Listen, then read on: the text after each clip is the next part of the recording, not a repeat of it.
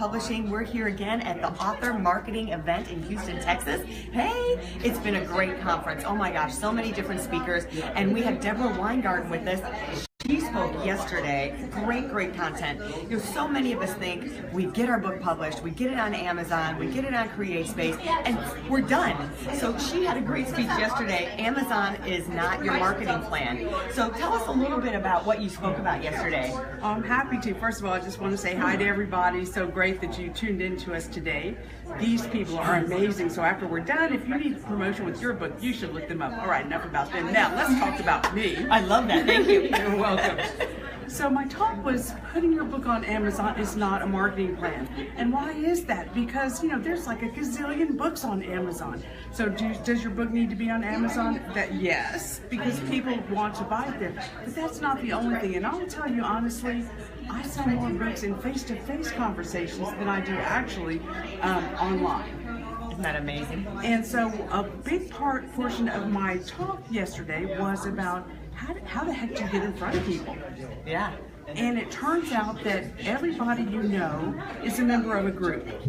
You actually only have to go to give a talk to one group, and you have to give an amazing talk, because then when you do, you can actually pass around a clipboard and have people sign up and say, hey, you know what, if you enjoyed this talk, put your name on this list. I'm going to contact you, and and then you can have me come to other groups. Why? Because a lot of groups meet like once a week or once a month, and they're always looking for speakers.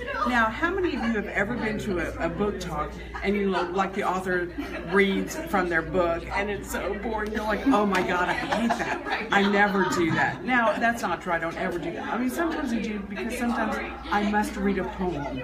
Because I have this award-winning book, There's Jews in Texas. I love that. Being in Texas, I really like that. It's such a great title. And not only that, but it's a poetry book. Now, you know, this book won a national contest. Now, if you sell 100 copies of a poetry book, that's a good thing. This is for my friend, the poet Scott Wigerman, who loves me and hates me because of this. I've actually sold over 3,000 copies of this book. Amazing. Yes. And so she knows what she's doing. I do.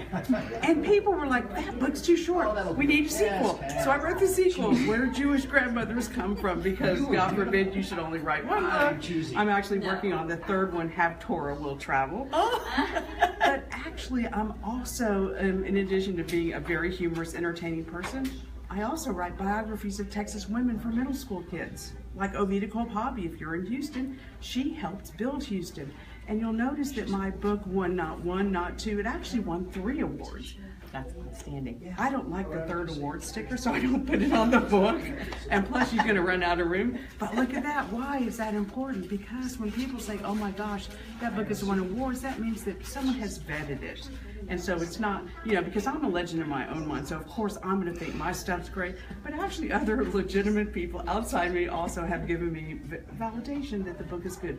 So that's another tip. If you're an author, enter contests, because it really helps. People are like, oh my God, your book won an award. I actually often wear the gold medal.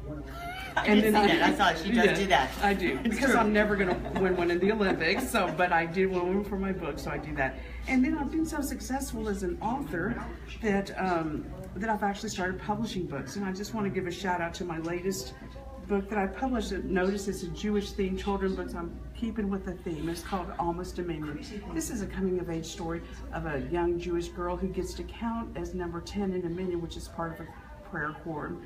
I will tell you, this is not actually a children's book. It's an adult book disguised as a children's book. So you heard that here. It's just like Disney and Pixar. They disguise children's movies and they're really adults. They have all the adult humor in there. Exactly. I just want to show you how gorgeous it is. I'm just going to give you a sneak peek. I don't know. I'm going to turn a couple pages there for you. Look at the graphics in that. Oh my gosh, beautiful. The illustrator is a genius. She's just a genius illustrator. And the author is also a great poet. So like, who could, because in my press, we publish masterpieces. So, that's right. So buy this. You can go to my website, Sociosights.com. Or my author's website, Winegarten.com. I will just give a shout out to my great graphic designer, Kim Brill, who makes me look amazing in the world. So So if you want Deborah to speak for you, you can also find her at that website, correct? Absolutely. Terrific. Thank you so much. Those were great tips. I loved all of them. The speaking thing, when you get one, you can get more, and it just starts to snowball. She's had a lot. She's really keyed in on the Rotary Clubs, which I think is just really a brilliant idea. So find her there, and we'll be back with more information for today's conference. See you later from Elite Online Publishing.